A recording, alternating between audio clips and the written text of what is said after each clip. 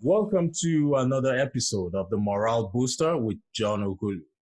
And today I have with me a sales expert, and his name is Jourdan. Dan is the owner of the Sales Energizer. As you can see, he's so full of energy. I didn't do anything yet. What do you mean? What are you talking about? And Dan is ready to spit the fire. He's ready to tell us everything about himself and what sales entails. So Dan, thank you for joining me on the program. Well, I thank you for having me. This is a lot of fun so far. Awesome. You got a good smile. You're good to go. You know, smiling adds to the number of years we live on Earth.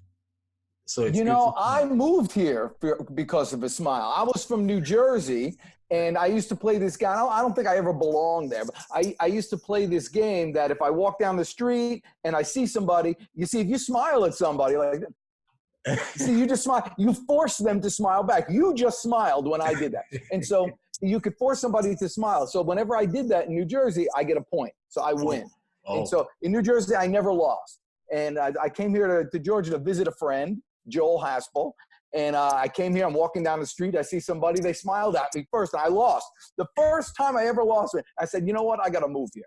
So that's why I moved. Yeah, I noticed that in Georgia too. The people are so friendly, so receptive, and you just see people greeting you randomly. Yeah, that's one thing I like about the place. That's one thing. So you like one thing. Yeah. All right. Well, that's good. Well, see, that's what sold me on Georgia. So listen, we were talking before we got on the air here. Right. And probably a great way for me to see to help these people if they're thinking about getting into sales or improving their sales career is to work with you. So you were telling me you're a life strategist, right? Right. So if you had to explain to me, a complete stranger who doesn't know anything about what you do, how would you explain it? Okay, well, it's actually my show, and I will respond to your question. All right, okay. So I am a life strategist. So basically what I do is I am trained to help people identify and eliminate limiting beliefs. Got it. Okay, just stay there. Because, I mean, that's sales. Don't go too far. No problem. You don't want to get me started. So now my question to you is, how do you get your customers? Well, through referrals, word of mouth, and social media. Right. Okay. And so with sales is a beautiful thing, and you're hitting it right on the nut. And everybody who's watching this, they could really benefit from this. Sales is just one component of a marketing strategy. And a marketing strategist has three parts. There's your message. You consider a triangle. So there's your message. There's your marketplace, which is your target market. Right. And then there's your media, which is your delivery system. So what you just said, I said, how do you get your customers? You shared with me the delivery system, right. Social media, referrals, and all that stuff. So that, that's where, that's just one leg of it, The other leg is your marketplace. So you have to target to the exactly where that is. But the main thing, and when nobody pays attention to, is your message. You need to know exactly, you need to know what you have, not so much that you could learn different tactics about selling, but you'll learn what people are buying. And it's much easier to figure out why people buy than it is how to sell, because it just keeps going that way. And so if I would encourage anybody, if they're getting started in the world of sales, is to know what you're selling, know your message in and out. If someone says, what do you do? Boom, you got it. I'm the type of guy that helps people get new opportunities and new customers every day. Does that make sense? It makes a whole lot of sense. Yeah, and I got you to nod, and now we're back in a conversation. We just completed the first part of the sale. That's awesome. And if you're interested in that, then we go for an appointment. But really, it's that easy. It's just, communicating. And if somebody's not interested, then they say no, and then you move on. That's it. No hard feelings. What the heck? There's 7 billion people on the planet. Right. If you, in your business, had 100 customers, you'd be a multimillionaire. Right. 100 customers. There's 7 billion people that want to get strategies on their life, Right. and you just need 100. 100. It's a sin against mankind that you're not a multimillionaire helping 100 people strategize their life. Right. 100 loyal people. Yeah, loyal. That's exactly right. You nailed it. Don't go for satisfied customers. I'll tell you the problem with satisfied customers. 1 millimeter below satisfied is what? Unsatisfied. Right. You got this much margin. Don't go for satisfied. Go for loyal. Right. You want every customer to be like your grandmother. Your grandmother, if you sell insurance, and somebody comes to your grandmother buys your insurance, someone's not going to come to her with a lower price and she's going to, you know what, I got to switch. No, you got loyalty, baby. That's right. That's a good one. Yeah. So what's the Sales Energizer all about? Okay. Well, the Sales Energizer is who I am. So, I do speeches and things like that. But generally what I do is I help companies grow through acquisition. So I do a lot of mergers and acquisitions with companies, helping them grow through acquisition. Okay. And then I help a lot of companies. The challenge is a lot of people are ready to sell their business, but their company isn't quite ready to sell. And so what we do is we go in there and we bolster up their company in a way that it's running like clockwork so well with new business and new sales and things like that, that we create those systems that not only do they earn more money while they're running their business, but their business itself becomes 2 times, 3 times, sometimes 10 times more valuable just because for someone else to buy, simply because it's running like clockwork with a system instead of just the owner. The biggest challenge we come up with businesses is that the owner of the company is the highest producer and the best salesperson. Yep. And when that happens, you don't really own a business, you own a job. And so what we do is replace that owner with a system of ongoing sales. Oh, okay.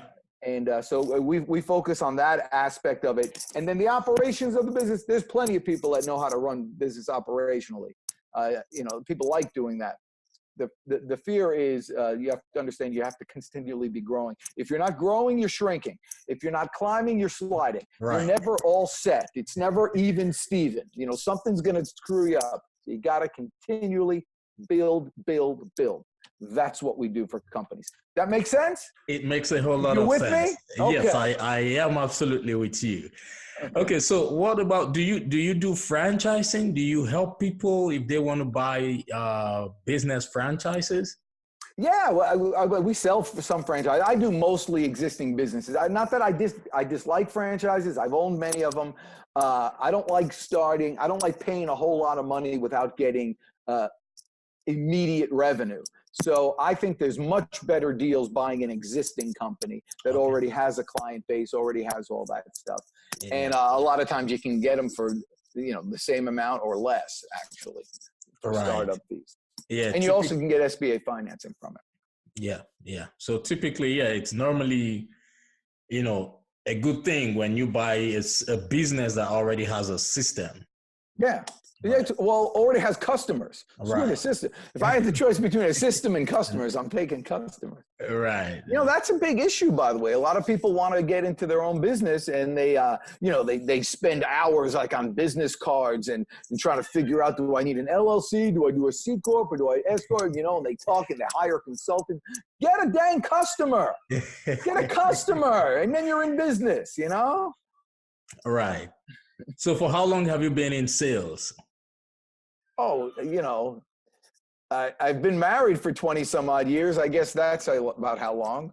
Think about it. That's the biggest. People think they're not in sales. Everybody's in sales. Anybody who's married is imagine convincing somebody to, forego everybody else on the planet and stay with you for the rest of that's a pretty decent clothes you got to put on something like that. And if you think about all the things you did, the position you put yourself in, the words you said, the actions you took in order to attract somebody to spend the rest of their lives with you, it's those same things that you would do if you want something badly enough. You're willing to do the hard work it takes to make sales easy, to make life easy. You know, and you can make a lot of mistakes, and you'll go. My dad used to say this. He said, you know, in America, you can make 1,000 business mistakes, and America will allow you to try again. Right. You make 1 or 2 bad personal mistakes. You know, you marry the wrong woman, boy, you pay for it for the rest of your life. You know, so you put the effort in for the right one, and you'll do just fine. That's correct. So I just learned something now, you know. Oh, you did? Yeah, you don't necessarily have to undergo any form of training to become a salesman. First of all, having people like having a wife abandon everything she's got or she's been taught to come stay with you, that's part of sales. It Think means of it, everything you did, an interview that you were on, you know, asking to mow somebody's lawn, do anything. I mean, you're constantly being judged by someone to see whether or not you are, you know, the value of whatever you bring to the table is greater than that of the cost. Right. You know, it's, you know, some people like you, some people don't. And some people, you know, whatever. You just got to keep on. Everybody's in sales. You're always selling yourself. Right. That's what it is. That's what it is. Okay. So, talking about helping business owners sell their businesses or helping people purchase businesses. Do you see that as a viable way of, you know, being in business? It's the only way. It's the only way. You got to go out there. Listen, if you go out and you try to buy a business and the bank doesn't give you a loan, that's not their fault. That's your fault. You're not good enough. Right. And so you got a choice to make. Are you going to get better?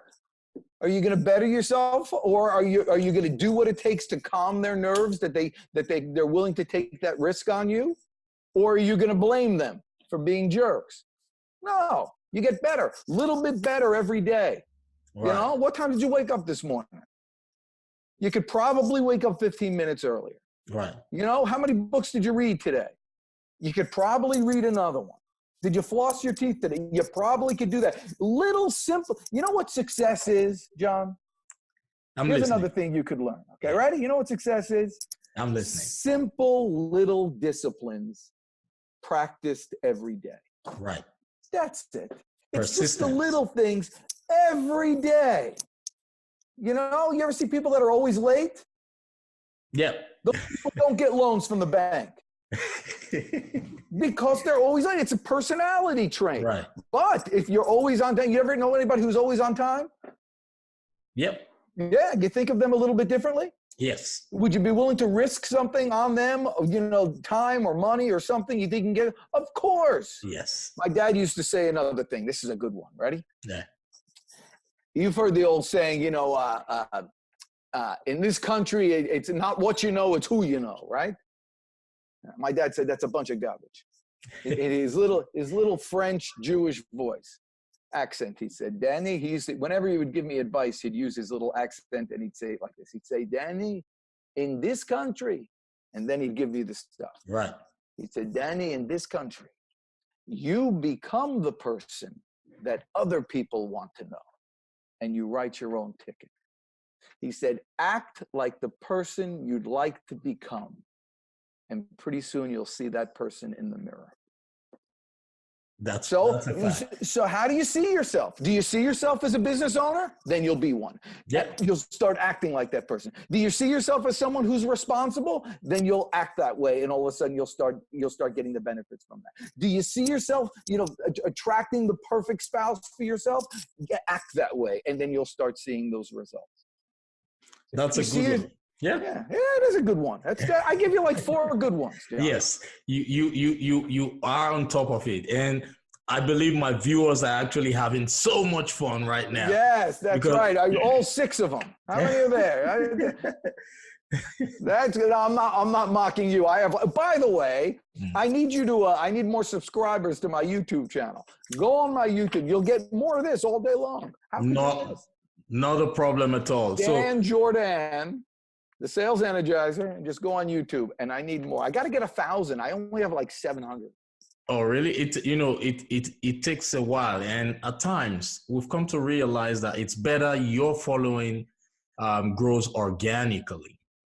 Well, this is organic. Yeah. For crying out loud. If it wasn't organic, I'd have a lot more. All right. So, can you please tell my viewers out there if they want to reach you for business?